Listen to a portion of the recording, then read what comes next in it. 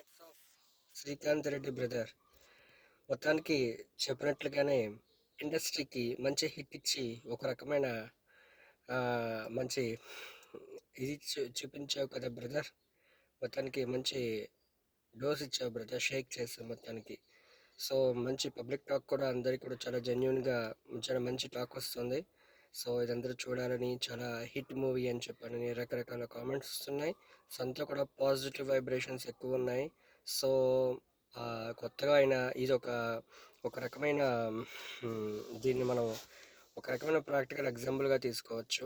So ఫైనల్గా ఏంటంటే ఇక్కడ ఇండస్ట్రీకి కూడాను ఎవరు చేశారన్నది కాదు, కథ ఎంత బాగుంది అన్నది ముఖ్యం. దాన్ని నిరూపించారు ఇక్కడ ఈ శ్రీకాంత్ రెడ్డి అనే అతను బాగా చేసి నిరూపించారు.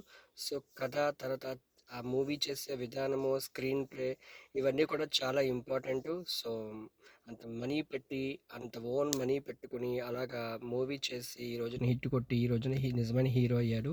సో ఇక్కడి నుంచి ఇంకా ఇండస్ట్రీకి మరో కొత్త హీరో పరిచయం అయ్యారు, మన విజయ్ దేవరకొండ. ఈ విశ్వక్ సేన్ ఎలాగైతే అలాగే ఇతను కూడా, ఈ శ్రీకాంత్ రెడ్డి అనే అతను కూడా ఇప్పుడు ఒక హీరోగా ఈ ఇండస్ట్రీలో అడుగుపెట్టాడు. So all the best Srikanth Reddy brother. ఇంకా మంచి మంచివి చేయాలి, అలాగే ఇంకా మంచి మంచి కొత్త వాళ్ళందరూ కూడా రావాలి. Okay, thank you. అండ్ మొత్తానికి నారీ చాప్టర్ 1 మొత్తానికి హిట్ కొట్టింది.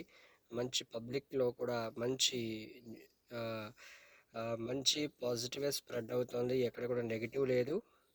అది ఈ సినిమా నుంచి మనం తెలుసుకోవాల్సింది ఏంటంటే ప్రజల పల్స్ని ఎలా పట్టుకోవాలి, అది కావాలి. ఆ పల్స్ని పట్టుకున్నాడు, హిట్ కొట్టాడు. Okay, thank you.